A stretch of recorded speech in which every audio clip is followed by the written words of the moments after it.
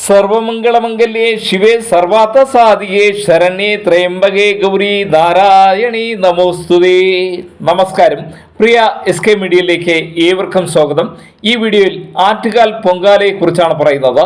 ചരിത്ര പ്രസിദ്ധമായ ആറ്റുകാൽ പൊങ്കാല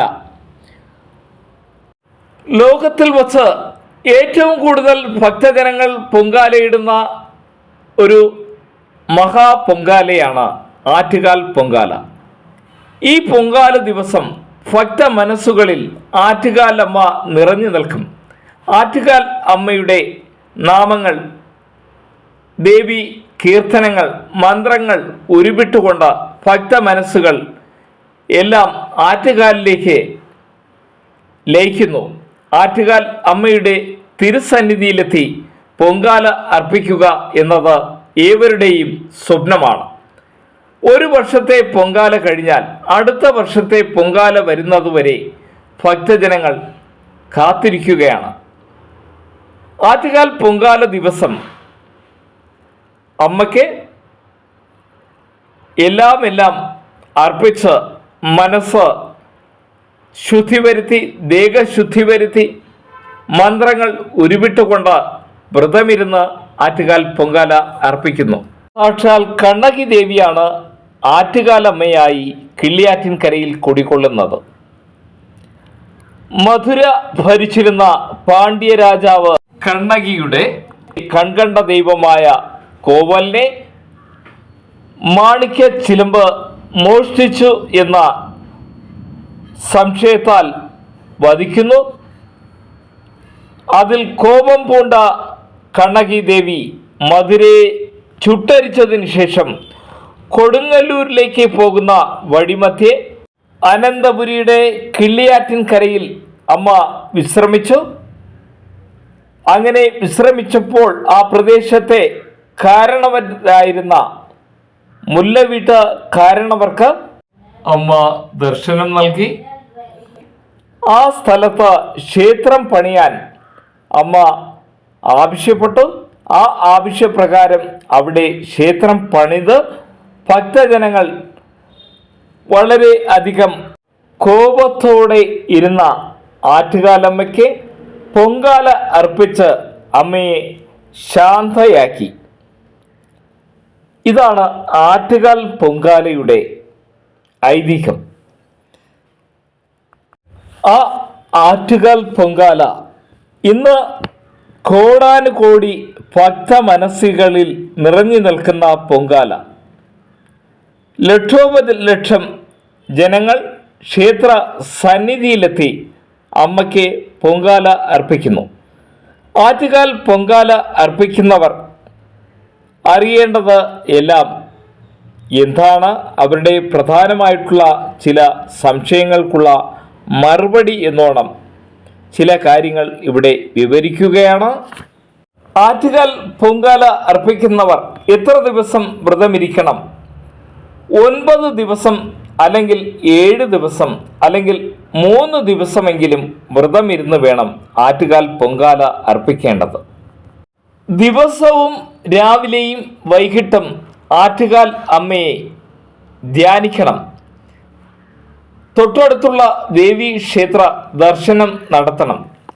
ആറ്റുകാൽ അമ്മയുടെ ചിത്രം ഉള്ളവർ ആ ചിത്രത്തിന് ദിവസവും പൂജാ പുഷ്പങ്ങൾ അർപ്പിച്ച് സർവമംഗളമംഗല്യേ ശിവേ സർവാർത്ഥസാധികേ ശരണ്യേ ത്രയംബകേ ഗൗരി നാരായണി നമോസ്തുതേ. അമ്മേ നാരായണ, ദേവി നാരായണ, ലക്ഷ്മി നാരായണ, ഭദ്രേ നാരായണ എന്ന മന്ത്രങ്ങൾ ഉരുവിട്ട് പ്രാർത്ഥിക്കണം.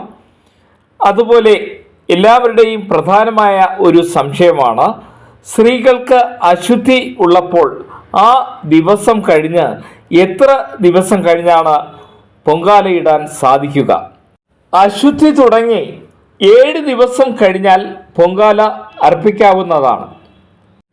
ചിലരുടെ പ്രധാനമായിട്ടുള്ള മറ്റൊരു സംശയം, പുരുഷന്മാർക്ക് പൊങ്കാല അർപ്പിക്കാവോ എന്നാണ്. പുരുഷന്മാർക്കും ആറ്റുകാൽ ക്ഷേത്ര പൊങ്കാല അർപ്പിക്കാവുന്നതാണ്.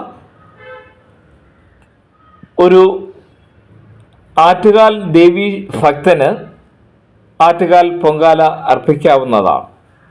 ആറ്റുകാൽ പൊങ്കാല അർപ്പിക്കേണ്ടത് എങ്ങനെയാണ്? എന്നതാണ് പ്രധാനമായി ചിലരുടെ മനസ്സിലുള്ള ഒരു ചോദ്യം. പ്രധാനമായി പൊങ്കാല ഇടുന്ന സ്ഥലത്ത് പടുക്ക വച്ച് പൊങ്കാല അർപ്പിക്കണം. പ്രധാനമായി നിറനാഴി നിലവിളക്ക് വയ്ക്കുന്നത് വളരെ നല്ലതാണ്. തീർച്ചയായിട്ടും പുതിയ അടുപ്പ് തന്നെ, അതായത് പുതിയ കല്ല് തന്നെ അടുപ്പ് കൂട്ടാൻ വേണ്ടി ഉപയോഗിക്കേണ്ടതാണ്. നിറനാഴിയും നിലവിളക്കും വച്ച് അതുപോലെ കിണ്ടിയിൽ തീർത്ഥം വയ്ക്കുകയും വേണം. അതുപോലെ ദേവി സാന്നിധ്യം ആ സ്ഥലത്ത് വരാൻ വേണ്ടിയാണ് ഇങ്ങനെ നിറപറയും നിലവിളക്കൊക്കെ വച്ച് പൊങ്കാല അർപ്പിക്കുന്നത്. അതല്ലാതെയും ചെയ്യാവുന്നതാണ്. അമ്മ നമ്മുടെ എല്ലാവരുടെയും മനസ്സിൽ കുടികൊള്ളുന്നു. അതുകൊണ്ട് അമ്മ എല്ലാ ഇടത്തും നിറഞ്ഞു നിൽക്കുകയാണ് ആ ദിവസം. അതുകൊണ്ട് നിറപറയും നിലവിളക്ക് ഇല്ലാതെയും നമുക്ക് പൊങ്കാല അർപ്പിക്കാം. പൊങ്കാല അർപ്പിക്കാനും വേണ്ടി പുതിയ അടുപ്പ് തന്നെ ഉപയോഗിക്കേണ്ടതാണ്, പുതിയ കല്ല് തന്നെ ഉപയോഗിക്കേണ്ടതാണ്. അതുപോലെ മൺകലത്തിൽ വേണം പൊങ്കാല അർപ്പിക്കാൻ. മൺകലത്തിൽ പൊങ്കാല അർപ്പിക്കുന്നതാണ് നല്ലത്. പുതിയ മൺകലം തന്നെ വാങ്ങി ഉപയോഗിക്കേണ്ടതാണ്. ഇനി പൊങ്കാല അർപ്പിക്കേണ്ടത് ഏത് ദിശയിൽ വേണം പൊങ്കാല അർപ്പിക്കാൻ? ഏത് ദർശനത്തിലാണ് പൊങ്കാല അർപ്പിക്കേണ്ടത്? കിഴക്ക് ദർശനമായി വേണം പൊങ്കാല അർപ്പിക്കാനായിട്ട്. അതുപോലെ പൊങ്കാല ഇടുമ്പോൾ പൊങ്കാല തിളച്ച് തൂകുന്നത് കിഴക്ക് ദർശനമായി തിളച്ച് തൂകിക്കഴിഞ്ഞാൽ വളരെ നല്ലതാണ്. നമ്മുടെ ആഗ്രഹങ്ങളെല്ലാം സഫലമാകുന്നതാണ്. അതുപോലെ വടക്കോട്ട് തൂകിക്കഴിഞ്ഞാൽ നമ്മുടെ മനസ്സിൻ്റെ ആഗ്രഹങ്ങളെല്ലാം സാധിക്കുന്നതാണ്. എന്നാൽ തെക്കോട്ട് തൂകുന്നത് ശുഭകരമല്ല. പൊങ്കാല ഇടുന്ന സമയത്ത് പൊങ്കാല ഇടുന്നതിൽ എന്തെങ്കിലും ചെറിയ തെറ്റുകൾ ഉണ്ടായിക്കഴിഞ്ഞാലാണ് അങ്ങനെ വരിക. അതിന് പ്രത്യേകം ദേവിയെ ധ്യാനിച്ച് പരിഹാരം ചെയ്യേണ്ടതാണ്. പൊങ്കാല അർപ്പിക്കുമ്പോൾ പൊങ്കാല തിളച്ച് തൂകുമ്പോൾ പ്രത്യേകം അമ്മയെ മനസ്സിൽ ധ്യാനിച്ച് മന്ത്രങ്ങൾ പറയണം. മന്ത്രങ്ങൾ പറഞ്ഞ് ദേവിയെ പ്രാർത്ഥിക്കേണ്ടത് ആവശ്യമാണ്. പ്രത്യേകിച്ച് കുരവയിട്ട് ദേവിയെ മനസ്സിൽ പ്രാർത്ഥിക്കണം. പൊങ്കാല അർപ്പിക്കുമ്പോൾ പ്രധാനമായി വെള്ള നിവേദ്യം അർപ്പിക്കാം, ശർക്കര പായസം അർപ്പിക്കാം, പാൽപ്പായസം അർപ്പിക്കാം. അതുപോലെ മണ്ടപ്പുറ്റ് ദേവിക്ക് അർപ്പിക്കാവുന്നതാണ്. ഈ പൊങ്കാല ദിവസം ആറ്റുകാൽ ക്ഷേത്ര ദർശനം മാത്രമേ പാടുള്ളൂ. മറ്റു ക്ഷേത്രങ്ങളിലേക്ക് പൊങ്കാല അർപ്പിച്ചതിന് ശേഷം പോകാൻ പാടില്ല.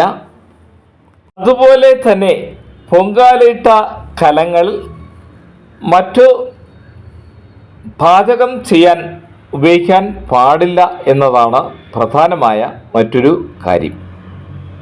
പൊങ്കാല ഇടുന്ന കലങ്ങൾ പുതിയ മൺകലത്തിലാണ് പൊങ്കാല ഇടുന്നത്. പൊങ്കാല അർപ്പിച്ചതിന് ശേഷം ആ മൺകലങ്ങൾ പാചകം ചെയ്യാൻ ഉപയോഗിക്കാൻ പാടില്ല. ആ കലങ്ങൾ ധാന്യങ്ങൾ നിറച്ചു വെക്കാൻ വേണ്ടി ഉപയോഗിക്കാവുന്നതാണ്. പൊങ്കാല ദിവസം പ്രധാനമായി നാം പൊങ്കാല ഇടുന്ന സ്ഥലത്ത് ശുദ്ധി വരുത്തിയാണ് പൊങ്കാല ഇടുന്നത്. ചിലർ വീടുകളിൽ പൊങ്കാല അർപ്പിക്കാറുണ്ട്. വീടുകളിൽ പൊങ്കാല അർപ്പിക്കുമ്പോൾ വീടിൻ്റെ ചുറ്റും ശുദ്ധി വരുത്തി വീടിൻ്റെ മുറ്റത്ത് പ്രത്യേകം ചാണകം തളിച്ച് ശുദ്ധി വരുത്തി അവിടെ പൊങ്കാല അടുപ്പ് കൂട്ടി പൊങ്കാല അർപ്പിക്കണം.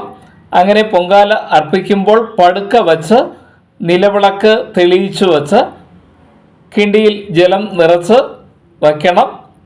ആ കിണ്ടിയിലെ ജലം എടുത്ത് സ്വയം ആറ്റുകാൽ അമ്മയെ മനസ്സിൽ ധ്യാനിച്ചുകൊണ്ട് നിവേദ്യം ചെയ്യാവുന്നതാണ്.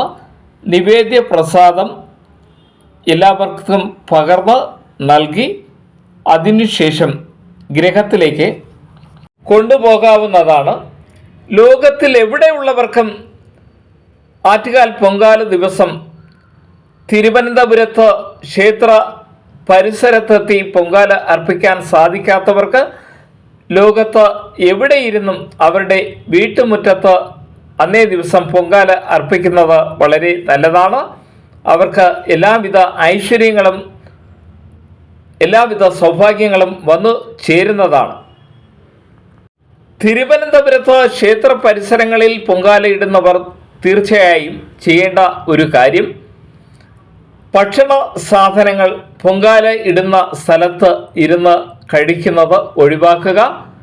പൊങ്കാലയിടുന്ന സ്ഥലം ക്ഷേത്ര സന്നിധിയായി മനസ്സിൽ കരുതി അവിടെ ഇരുന്ന് ഭക്ഷണം കഴിക്കുന്നതും പാദരക്ഷകൾ ഉപയോഗിക്കുന്നതും വൃത്തിഹീനമായി ഉപയോഗിക്കുന്നതും ഒഴിവാക്കുക.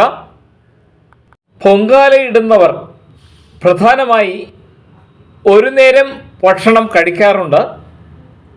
അങ്ങനെ ഒരു നേരം ഭക്ഷണം കഴിക്കുന്നത് വളരെ നല്ലതാണ്.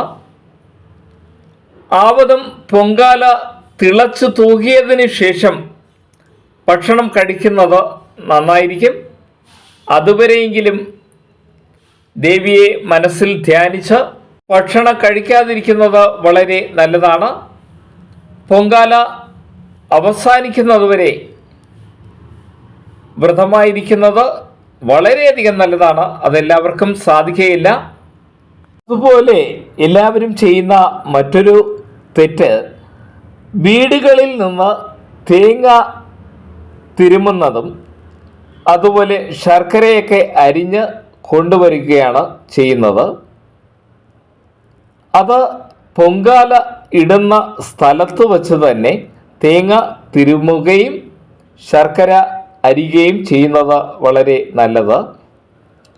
വീടുകളിൽ നിന്ന് അത് തേങ്ങ തിരുകി അല്ലെങ്കിൽ ശർക്കര പൊടിച്ച് കൊണ്ടുവരുന്നത് ഒഴിവാക്കുക. ആറ്റുകാൽ പൊങ്കാലയ്ക്ക് ശേഷം മറ്റു ക്ഷേത്ര ദർശനം അന്നേ ദിവസം പാടില്ല. അതുപോലെ ആറ്റുകാൽ പൊങ്കാല വീടുകളിൽ വയ്ക്കാവുന്നതാണ്. വീടുകളിൽ പൊങ്കാല അമ്മയെ മനസ്സിൽ ധ്യാനിച്ചുകൊണ്ട് വീടിൻ്റെ തിരുമുറ്റത്ത് നമുക്ക് പൊങ്കാല അർപ്പിക്കാവുന്നതാണ്. അങ്ങനെ ചെയ്യുന്നത് വളരെ നല്ലതാണ്. പൊങ്കാല അർപ്പിക്കുന്ന സമയത്ത് പ്രധാനമായി പുതു വസ്ത്രങ്ങൾ അണിഞ്ഞ് പൊങ്കാല അർപ്പിക്കുന്നത് വളരെ നല്ലതാണ്. അതുപോലെ പൊങ്കാല ഇടാൻ സാധിക്കാത്തവർ മറ്റുള്ളവർക്ക് പൊങ്കാല അർപ്പിക്കാൻ ആവശ്യമായിട്ടുള്ള പൊങ്കാല ദ്രവ്യങ്ങൾ വാങ്ങി അവരെ സഹായിക്കാം. അവർക്ക് യാത്രാ ചിലവുകൾ നൽകാം. അങ്ങനെ ചെയ്യുന്നവർക്കും ആറ്റുകാലമ്മയുടെ കൃപാകടാക്ഷം ലഭിക്കുന്നതാണ്. അതുപോലെ വ്രതം അവസാനിക്കുന്നത് നിവേദ്യ പ്രസാദം കഴിച്ച് വ്രതം അവസാനിക്കാം. അതുപോലെ ആറ്റുകാൽ പൊങ്കാല കഴിഞ്ഞ് അടുത്ത ദിവസം ഏതെങ്കിലും ഒരു ദേവീക്ഷേത്ര ദർശനം നടത്തി അങ്ങനെയും വ്രതം അവസാനിക്കാവുന്നതാണ്. പ്രത്യേകം ഓരോ അമ്മമാർക്കും സ്ത്രീജനങ്ങൾക്കും വേണ്ടി പ്രാർത്ഥിക്കുന്നു.